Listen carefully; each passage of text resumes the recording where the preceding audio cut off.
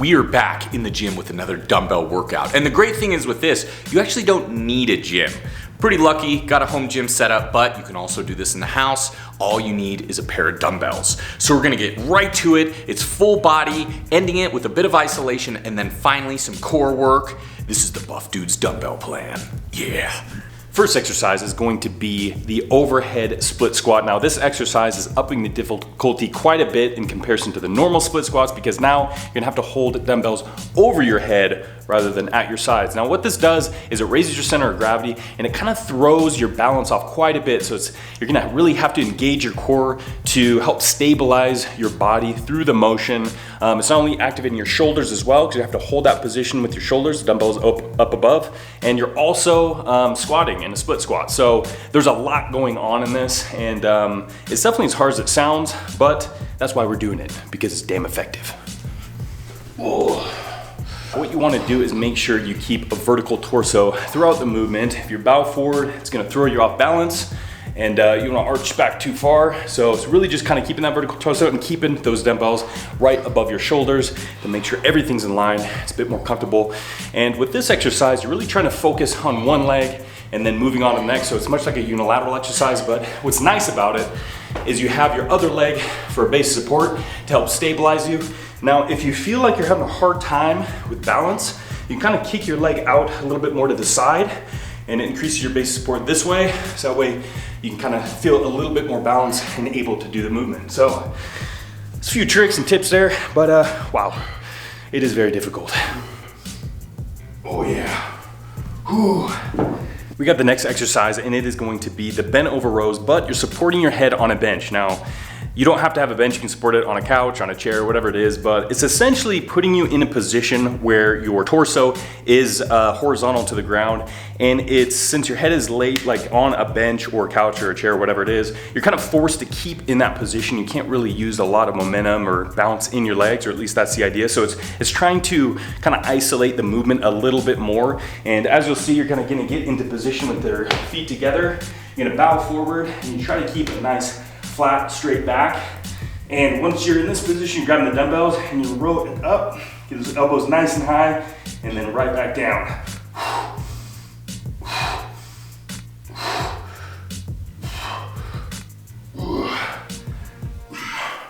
So now you'll notice doing something like that in comparison to, let's say, your regular bent over row, you may not get in that complete horizontal torso, and you might be able to kind of use a little bit of help with your hips. So putting your head in a position where it's a little bit more stable is forcing you to get a little bit more stricter movement, which is nice. And you can easily tell right off the bat that it's real all in that back, and also supporting it. It kind of alleviates a little bit of tension on the lower back because you have support. So it's all in those back muscles, and it feels damn good.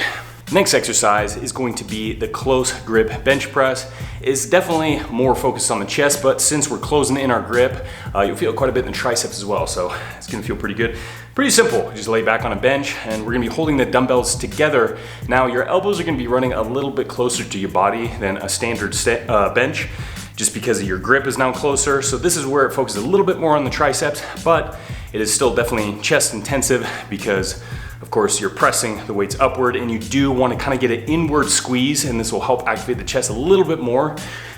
So once you're in position, you can bring up the top position, and you're gonna bring it down and kind of see my palms are kind of facing each other, and you can really squeeze your palms together and you'll feel the chest activate right away. And as you push up, you're gonna continue to squeeze your palms together, get that full extension, and bring it back down. And keeping this kind of squeeze in your palms up through the full 8 repetitions is really gonna wear out and fatigue that chest. It can feel really good. And of course, if you get that full extension, you're gonna really feel the triceps. Just really squeeze the tricep, the top position too. Keep those shoulders back. Squeeze, and down again, squeeze. Oh yeah, that feels good.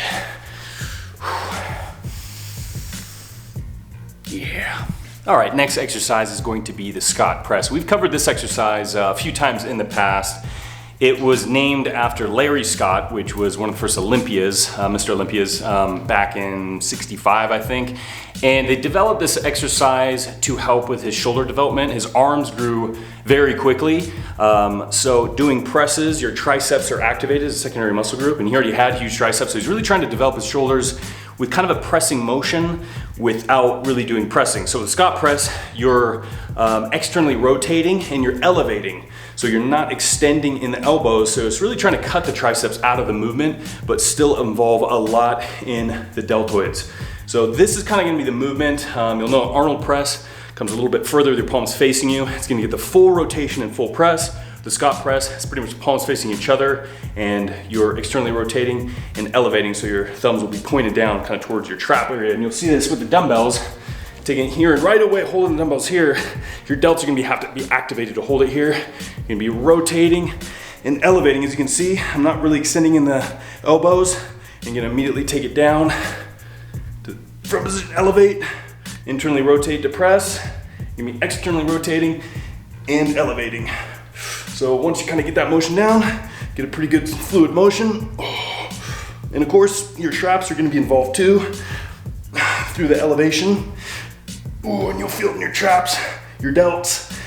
Your triceps will be activated slightly just to help stabilize kind of the positioning of the dumbbells, but definitely not as much on a full press. So, whoo, you get that burn real good. Love these. Moving on to pullovers, and much like the Scott press, which Larry Scott used and originated back in the day, a lot of the old schoolers from the golden age of bodybuilding used pullovers. It's an excellent exercise, really focusing on the lats, but you're really gonna feel it in the chest as well. What you're gonna wanna do, keep those hips dipped as low as possible, and you're not gonna wanna have a lot of flexion in the elbow. You wanna try to keep a little bit of a bend in there, but what we're really trying to do is focus on the lats, so keep them contracted. You're gonna feel them immediately, and it's just a great overall upper body pump. Okay, we got another isolation exercise called Around the Worlds. Now, this is similarly named with the shoulder movement when you're taking a weight and you're circling your head.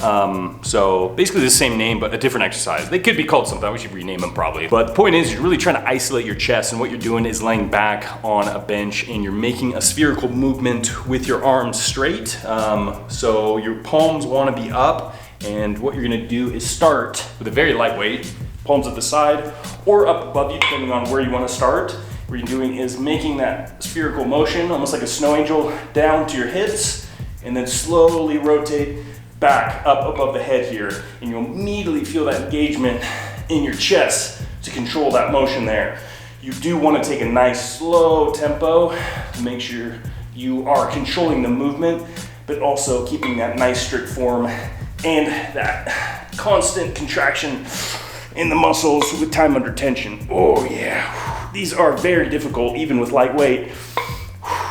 So it's very kind of strange or odd exercise that you really don't see a lot, but man, is it effective. Whew. You can feel that chest burn quite a bit. And once you take it down to the hips, you can really kind of pull those shoulders back and squeeze your chest, that downward position. You really feel that activation of the chest. So definitely one of my favorites for sure. Kind of like, obviously a fly motion is isolating the chest, but Around the Worlds, that motion isn't like a typical movement you would think that would really contract the chest, but it definitely does. So if you haven't tried this out, highly recommend it. These are pretty tough. As you can tell, we're doing it straight leg, but if you have difficulty doing this exercise, which I wouldn't blame you if you do, what you can do is just bend your knees here and do the same motion, but now with your knees bent, it's gonna lighten the load quite a bit on your obliques there. But awesome exercise, help support your lower back doing it on the floor. What you want to do is take a really wide, put your arms really wide beside you, because that gives you that, that structural support when moving from side to side. Because once you move your legs over to one side, it's going to want to pull you one way. So if your arm's stretched out, you can kind of like press it against the floor and it helps balance you out. But it's still very ab intensive, especially with your obliques, transverse abdominis, and a twisting motion.